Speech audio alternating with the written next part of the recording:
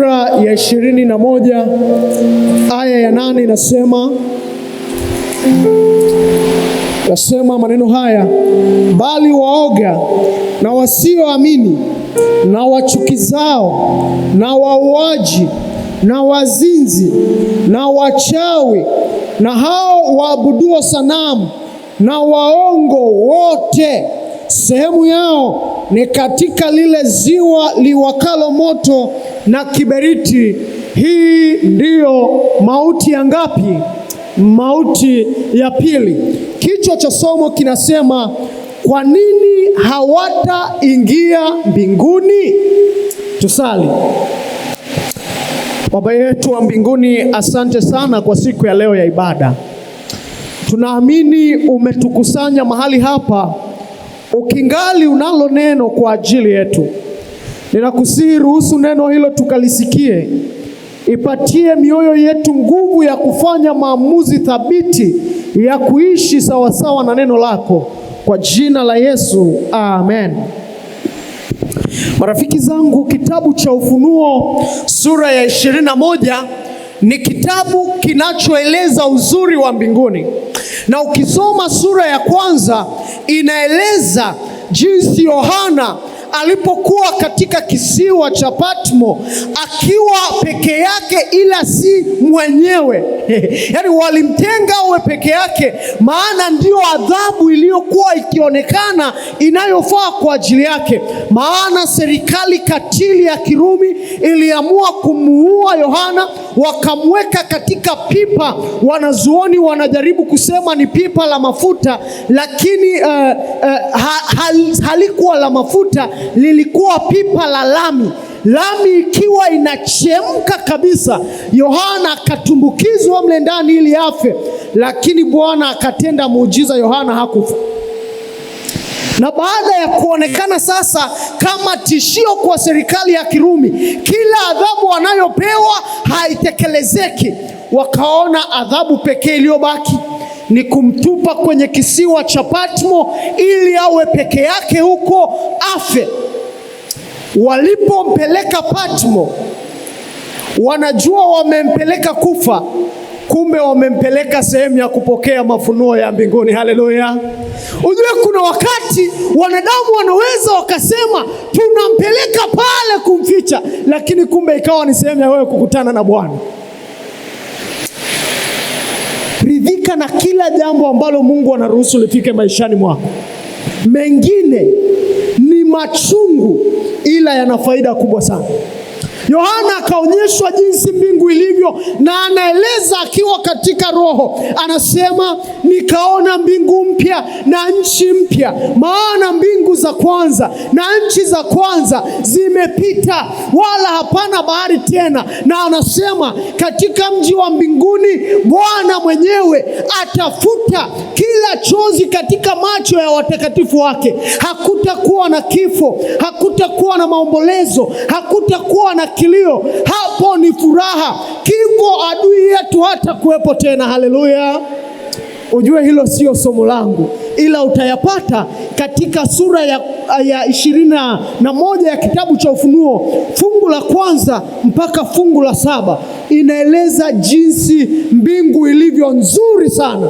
Ninaamini mmesoma mafungu yale na mnajua uzuri wa mbinguni. Haleluya!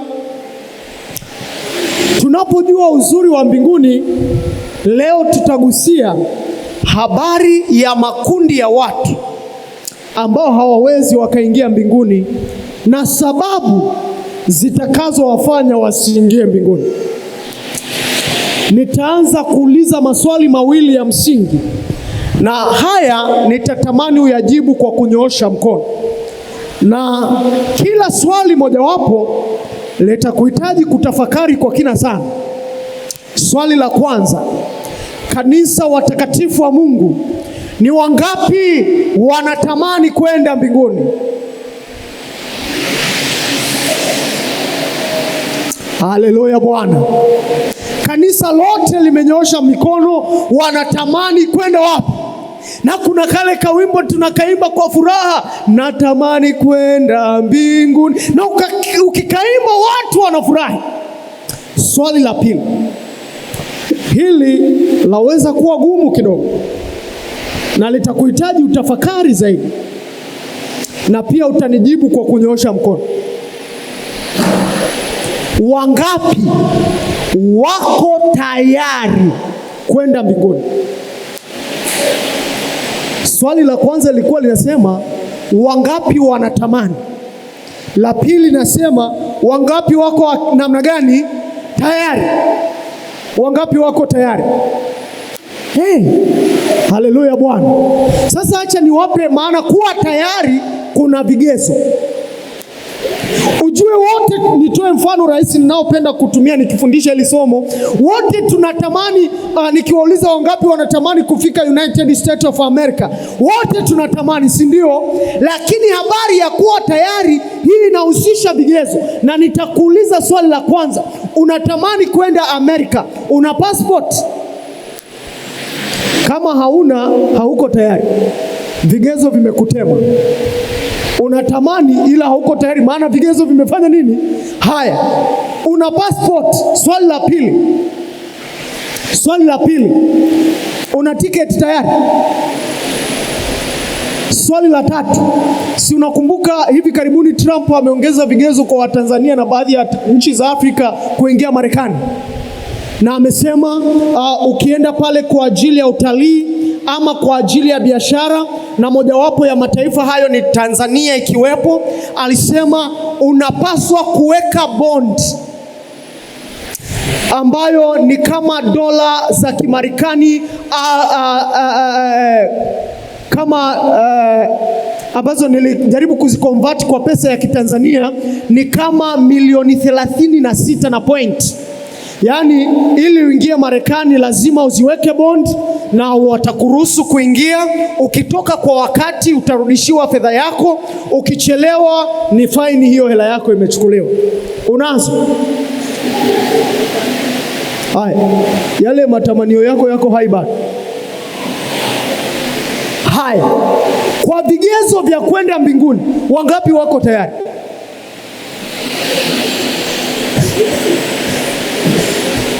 Marafiki zangu, ninataka nigusie habari za watu ambao tunaweza kuwa kanisani, tunaweza tukaimba sana na watu wakabarikiwa, tunaweza tukahubiri sana na watu wakabarikiwa, tunasiweza tukasimama kwenye vibweta tukahubiri kwa nguvu, watu wakasema haleluya, mtakatifu wa Mungu amesimama. Tunaweza tukasimama kama viongozi ndani ya kanisa, tukaliongoza kanisa likanyooka, tukasimama kama viongozi wa maidara yakanyooka, ila vigezo vya kwenda mbinguni vikatutema.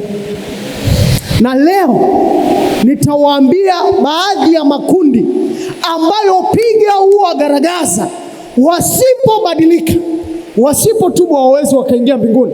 Ufunuo 21:8. Twende, kundi la kwanza ni akina nani?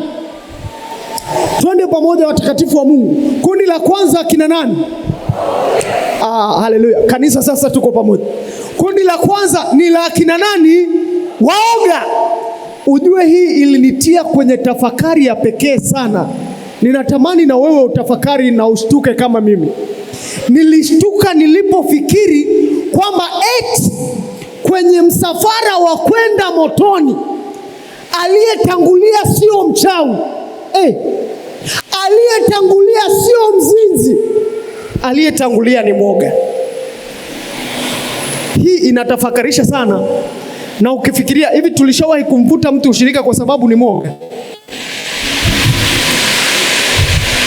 Yaani eti msafara wa kwenda motoni aliyetangulia pale wa kwanza, kundi la kwanza ni waoga, sio mzinzi, waoga. Nikawa ninatafakari kwa nini waoga wawe ndio wa kwanza kwenda motoni. Nikagundua mambo yafuatayo. Waoga walishindwa kusema ukweli kama ulivyo kwa sababu ya sura za watu. Yaani walipoona ukweli, walipoona Pastor Manento amekosea, walipoona ni mchungaji, hapana, yule haingiliki bwana, acha aendelee na mambo yake.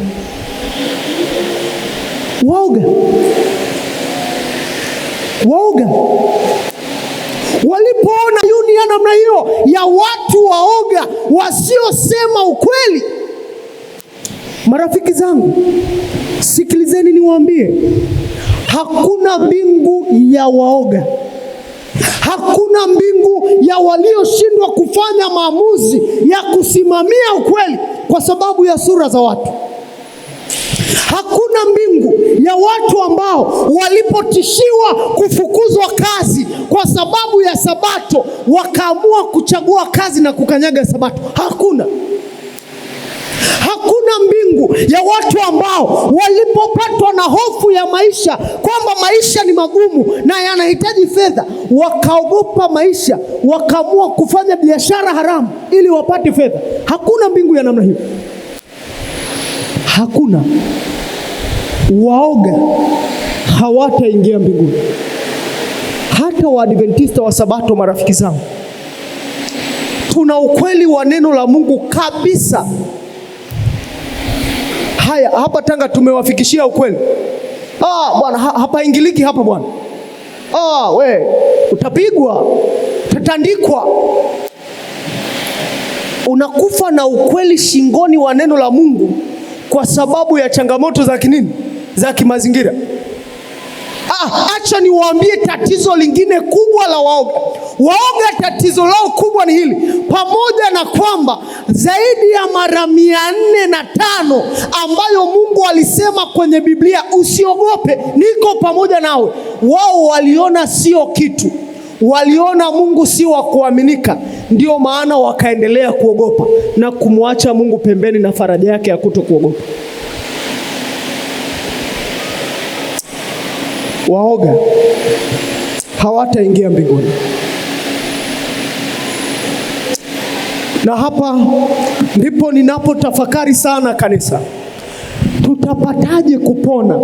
Na tunao ukweli, tunakufa nao, hatusemi kwa ulimwengu.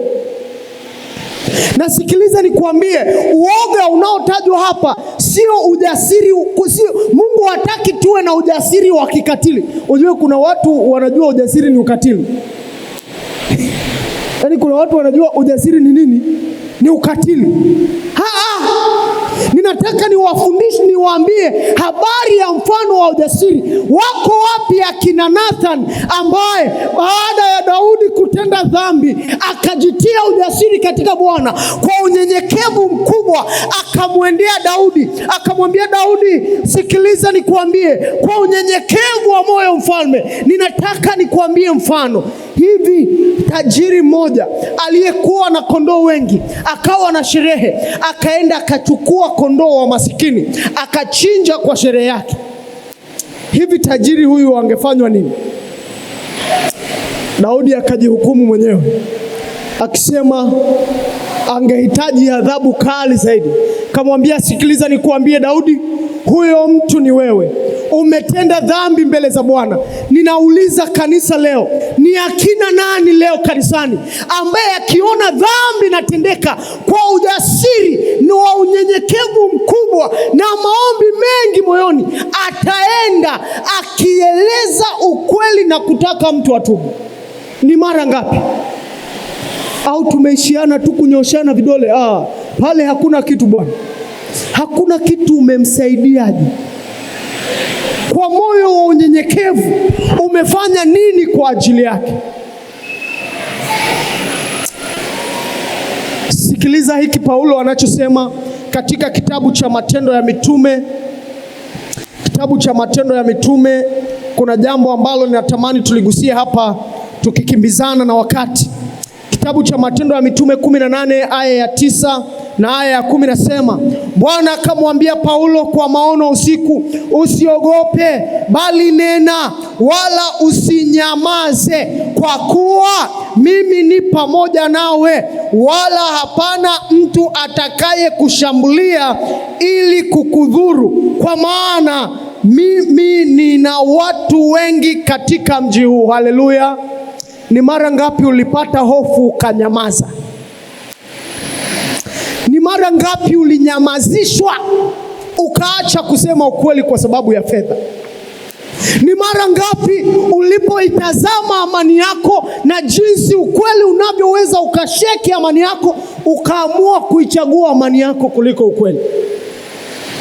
Ninataka niwatie moyo watu wa Mungu, wanaoenda mbinguni ni wale walio na ujasiri, ambao katika unyenyekevu mwingi na roho ya maombi, si roho ya mashindano, si roho ya kukandamiza, si roho yenye jeuri ndani yake, ila kwa unyenyekevu na kwa maombi mengi wataeleza ukweli kwa ulimwengu. Haleluya Bwana. La sivyo, bado mbingu zitakuwa za kufikirika kwa watu kama hao. Ni mara ngapi umesimama na kusema ukweli? Ni mara ngapi umeshindwa kufanya maamuzi thabiti ya kufuata ukweli kwa sababu ya hofu za maisha na fedha? Kanisa limenyamaza sana. Twende kundi la pili. Kundi la pili ni akina nani? Kundi la pili ni akina nani? Wasioamini. Wasioamini, kosa lao kubwa walilolifanya hawa, pamoja na kwamba wameisikia Injili na wamejua Injili ni ukweli wa neno la Mungu unaoleta wokovu, ila wakachagua kutokuamini, wakaamua kufanya yale wanayoyajua na si kufanya sawasawa na Injili. Hawa nao hawana nafasi katika ufalme wa Mungu, maana ambaye ni mfalme mbinguni ndiye ambaye mwenye Injili, na kama hawajamwamini watakaje naye meza moja? Wasioamini. Kundi la tatu. Kundi la tatu. Kundi la tatu. Yes, tunaenda pamoja. Kundi la tatu ni la wachukizao. Wachukizao hawa na wenyewe kidogo wanafanana na wale wasioamini. Yaani hawa wanajua ukweli kabisa, ila wana maisha ya janja sana. Yaani mambo yao ni ya yaani ni ya chini chini. Kwa lugha ya leo tunaweza tukasema watu wa madili haramu. Yaani anajua kabisa kufanya biashara haramu ni dhambi, ila yupo kanisani na anazipiga chini kwa chini. Wanajua ukweli ni upi, lakini kwa siri wanachomoka kufanya mambo ambayo hayaendani na misingi ya kanisa. Na hao tunao leo makanisani. Wapo. Na tunaimba tunaenda Sayuni. Marafiki zangu, tumeokolewa kwa neema, ila tunahukumiwa kwa matendo. Neema sio itakayohukumu. Kitakachohukumu ni matendo. Neema inaokoa ili utende mema, na hayo matendo ndiyo yanayoletwa hukumuni. Unatenda nini unapokuwa gizani? Unapokuwa mahali ambapo hakuna washiriki wenzako wakana, unafanya nini? Wachukizao hawawezi wakaingia mbinguni. Twende kundi linalofuata. Wauaji. Na hapa ninaomba niweke kakituo kidogo. Wauaji wao kosa lao kubwa ni moja tu. Uhai ni zawadi ambayo hakuna anayeweza kuitoa isipokuwa Mungu peke yake, na Mungu peke yake ndiye anayeweza kurudisha uhai, ila mwanadamu hana uwezo huo, na ndio maana hatakiwi kuutoa. Kwa hiyo unapotoa kile ambacho hauwezi kukitengeneza, hauwezi kukirudisha, ni dhambi. Yaani pamoja na hivyo, Mungu amekataza katika amri ya 6, usiue.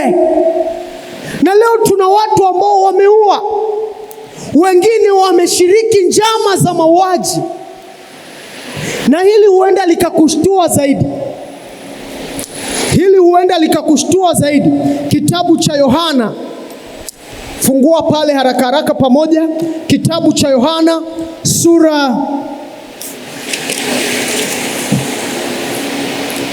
ni Yohana wa kwanza sura ya 3 aya ya 15. Sura ya 3 Yohana wa kwanza aya 15 neno la Bwana linasema, kila amchukiaye ndugu yake ni nani? Kanisa, kila anayemchukia ndugu yake ni nani? Ni muuaji. Na ninyi mnajua ya kuwa kila muuaji hana uzima wa milele ukikaa ndani yake. Kwa hiyo marafiki zangu, wauaji na wenye chuki ni kundi hili.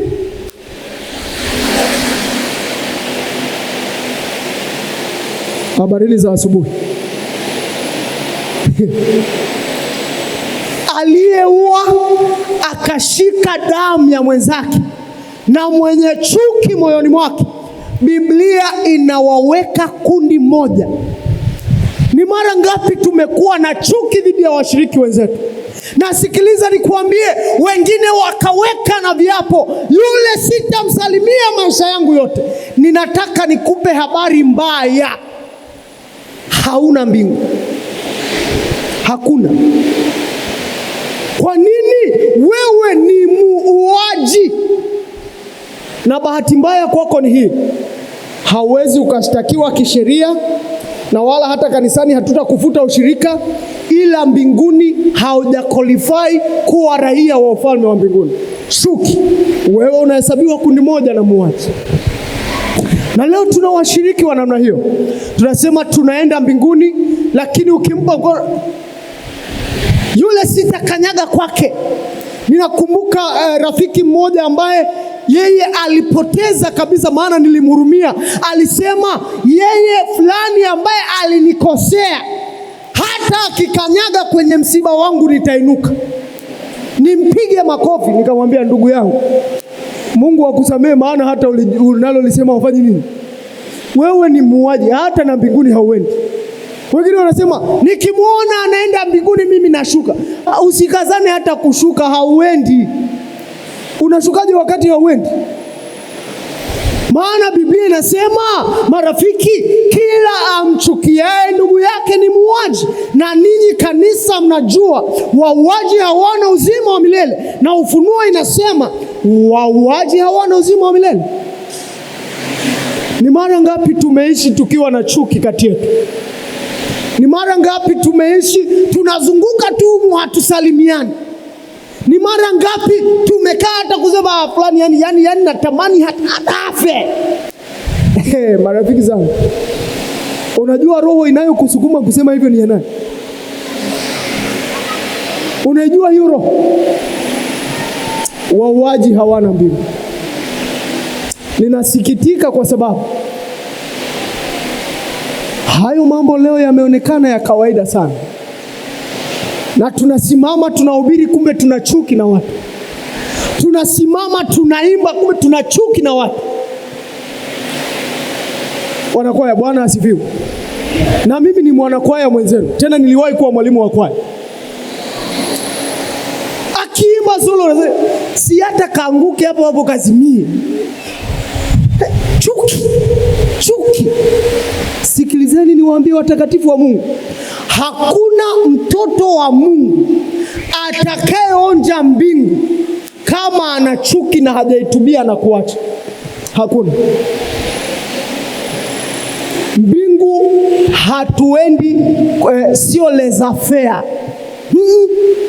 Ni ya vigezo na ni lazima ufikishe vigezo. Ninawatia moyo, kama kuna mtu unachuki naye, patana naye kwa jina la Yesu uende mbinguni.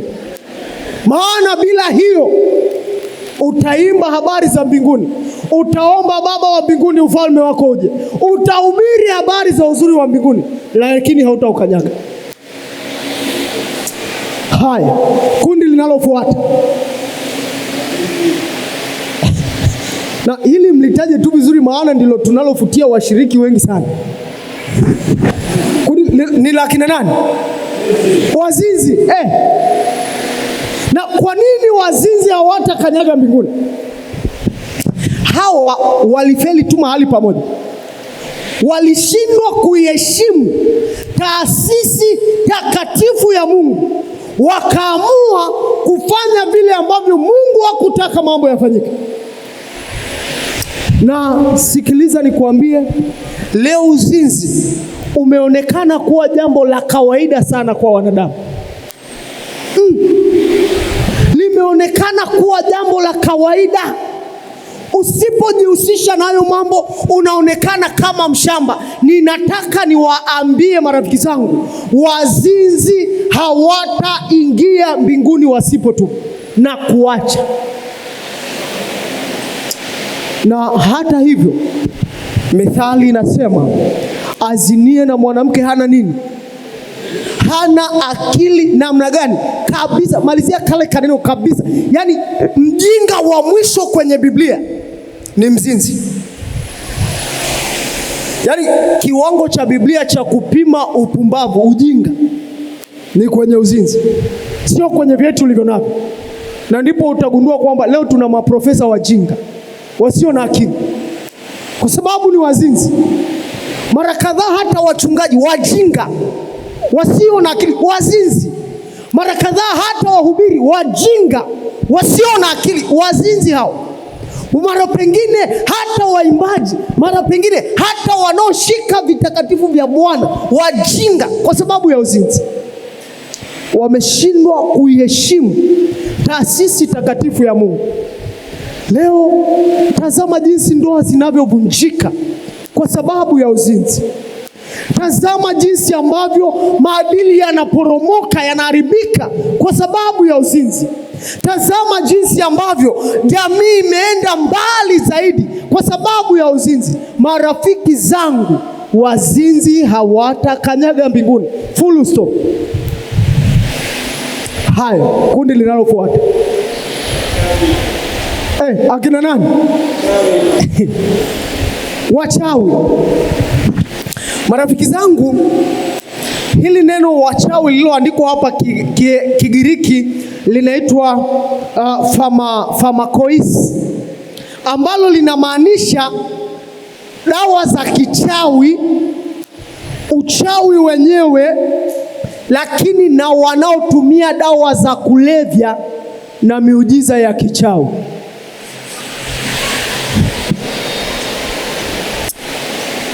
Rafiki zangu, ujue hakuna kitu kinachoitwa mganga wa kienyeji. Si unajua hakuna hicho kitu? Yule ni mchawi kabisa. Sema tu kacheo kake kamefanyiwa sugar coat, yaani kamewekewa jina zuri, mganga. Ni mchawi yule typical. Na wapo washiriki wanaenda kwa waganga, wapo wengine wana vimizizi. Mmoja yeye Mungu aliamua kumumbua, maana alikuwa shemasi, anakusanya kumbe amefunga lihirizi kiunoni. Mara ngapi asisogeze sadaka mbele, likakatika likadondoka mbele ya kanisa. Uchawi. Na hao washiriki waone tu hivi, siku likutokea hilo huko hapa mbele, utashangaa tu. Yaani watu wananena ila hauoni anenena ni nani, na haujui ananena nini. Simshawahi kusikia hiyo kitu. Yaani watu wako yaani anenena haumuoni, na kwamba ananena nini hauoni. Yule mama aliaibika mpaka alizimia kanisani. Ana akisema jamani, sio la kwangu, kila mtu anamuona ndiye limeanguka pale tunaona. Marafiki zangu, wachawi hawana mbingu. Ujue kwa nini? Mungu ametoa tangazo la uadui kwamba adui wa watu wa Mungu si mwanadamu wenzake, ni shetani. Lakini wachawi hawa wameamua kushirikiana na adui ili kutesa watoto wa Mungu. Wamemuona Mungu yaani kama vile hawezi, wakaenda kuomba msaada kwa adui. Hawana mbingu. Na tunawashiriki kwenye biashara zao, wameweka hayo mambo. Yaani anaamini asipofanya kakitu hafanikiwi. Yaani watu na akili zao, unakalishwa kwenye kigoda, unachapwa mikia ya ng'ombe. Umepeleka wapi akili, mtu wa Mungu? Mtu na akili zako. Ujue nilistajabu sana siku moja maeneo ya nyumbani kwetu ninapoenda kumalizia. Kulikuwa na mto fulani mkubwa sana, tulikuwa tunapita kwenye huo mto, nikaona gari kali. Miaka hiyo nikiwa mdogo, ukiona Prado kali imepaki pembeni ya barabara mtoni. Kasema sasa huyu naye mbona amepotea njia, amekuja kufanya nini huku mtoni? Kuangalia ng'ambo ya mtu, ninaona libaba lizima na kitambi chake kikubwa, hata hivyo alinda, limekalishwa kwenye jiwe katikati ya mto. Alafu mama mmoja mchawi, maana mganga wa kienyeji marafiki zangu ni mchawi. Mama mmoja mchawi anamzunguka, anachovya majani kwenye maji, anamchapa mgongoni. Huyu mtu wa Mungu amepeleka wapi akili? Na ndio mambo watu wa Mungu wanaona hayo ndio yenyewe. Rafiki, unateswa na mbingu haukanyagi. Haukanyagi. Huo ndio ukweli wa neno la Mungu. Wachawi hawana mbingu. Hapo ni pamoja na washirikina, ni pamoja na waganga wa kienyeji, pamoja na wanaotumia nguvu za kichawi kufanya miujiza ili kutesa watoto wa Mungu. Hawana mbingu. Twende kundi linalofuata. Wanaoabudu sanamu. Hili linaeleweka rahisi kabisa. Mara pengine kuna watu hata maduka yao ni sanamu. Mara pengine kuna watu hata biashara zao ni sanamu. Kwa nini sanamu? Kwa sababu zimepewa nafasi ya Mungu. Chochote kile unachokipatia nafasi ya Mungu ni sanamu. Maana yake zaka ni ya nani? Zaka ni ya nani? Ikienda tumboni, maana yake Mungu wako ni nani? Sasa simjibu rafiki zangu, hiyo haihitaji hata ufikirie sana. Yaani hiyo haihitaji hata uwe na diploma marafiki zangu. Zaka ni ya Mungu. Maana yake popote inapoenda imeenda kwa nani? Wewe ukila zaka, maana yake Mungu wako ni nani? Ukaipeleka zaka ikamlipia mtoto ada, maana yake Mungu wako ni nani? Full stop. Yaani huo ndio ukweli wa mambo. Sanamu hawana mbingu. Haya, kundi lingine.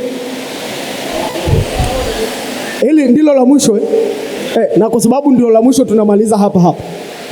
Kundi la mwisho ni akina nani? Sasa hebu malizia na kale kaneno ka mwisho, kana maana kubwa sana. Waongo wote. Usipomalizia hiyo wote, haujamaliza hilo fungu vizuri. Haujatendea hilo kundi haki. Waongo wote. Kwa nini inasema waongo wote? Hapo kuna wasingiziaji. Unajua wasingiziaji nao ni waongo. Hapo kuna wachonganishi. Unajua na wale ni waongo. Hapo kuna matapeli. Unajua na wale ni waongo. Hapo hili linaweza kuwa baya kidogo. Kuna wambea. Kanisa, haleluya. Ule nao ni uongo. Waongo wote pale kale kaneno kanasema of the same kind. Yani wote wenye tabia zinazoendana na uongo. Ukisema ni uongo, sio uongo, ila una vielementi vya uongo, ni uongo. Na kwa kweli kwa hili marafiki zangu, sijui tutaponaje. Hivi wewe maongezi yako kwenye simu yakoje? Alo, niko hapa tu jirani hapa, ila unapita huko Kange Kasera huko ila unasema alo, niko tu hapa jirani na Kana, nisubiri hapo dakika 3. Ila kwa kweli hata ungepewa lisaa usingefika. Alo, kuna mambo yangu ninayasikilizia siku 2-3 hizi. Yapi umeyatega lini? Sema ukweli. Yaani maana yake marafiki zangu, tunapomaliza somo la leo, mbinguni hatuendi kwa kutamani. Mbinguni tunaenda kwa vigezo, na atakayeingia mbinguni ni yule aliye meet vigezo vya Mungu. Hakuna kupunguza standards Mungu alizoziweka. Haya, turudie lile swali letu la pili. Wangapi hata sasa wako tayari kwenda mbinguni? Usije ukanyoosha mkono sana ukaingia tena kwenye kale kakundi ka uongo.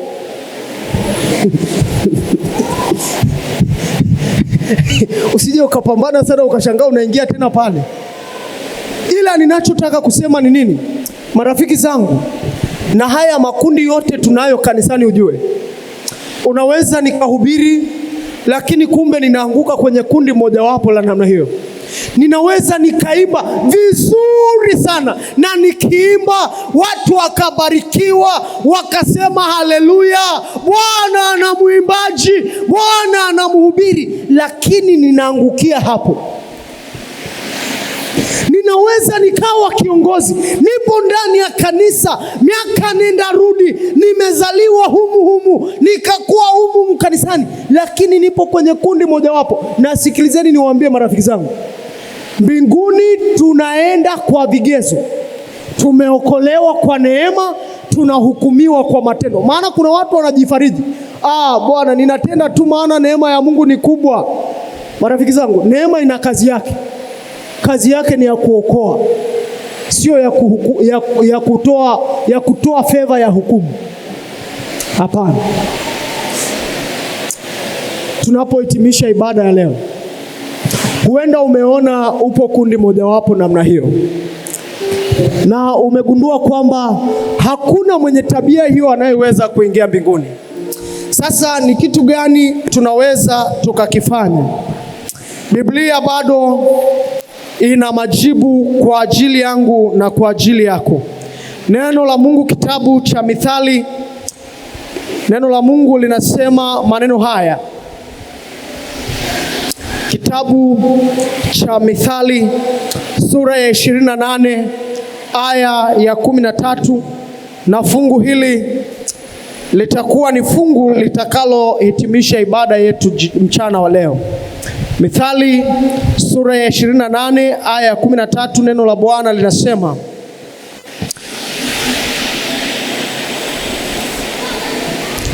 afichaye dhambi zake atahukumiwa.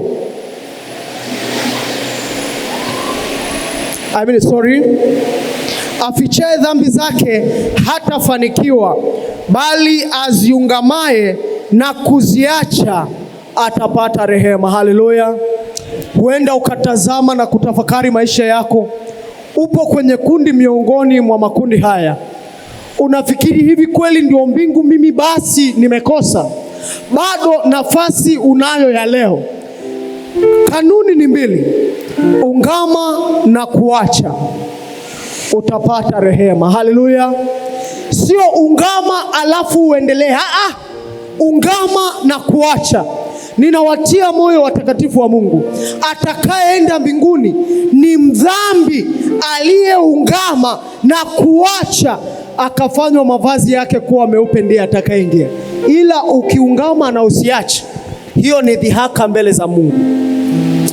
Ndio maana ninaita mchana wa leo, ni nani kati yetu anasema, na mimi nikiwemo, maana hata na mimi ni mwanadamu wa kawaida sana, ambaye mara kadhaa ninaweza nikarajaribiwa nikatenda dhambi. Ni nani miongoni mwetu si kwa moyo wa kutazama kutano, ila kwa unyenyekevu wa moyo na tafakari ya pekee anasema, nikiyachunguza maisha yangu ninaona kwa kweli ninahitaji rehema ya Mungu. Ninatamani katika ibada ya leo niwe na maungamo mbele za Mungu wangu. Mungu anisaidie niache tabia hii, anisaidie nitoke kwenye kundi fulani. Kama ni ombi lako, simama pamoja nami. Simama pamoja nami. Nitoe wito wa pili. Kama upo katikati yetu, unatamani kubatizwa siku ya leo ama siku yoyote kuanzia sasa,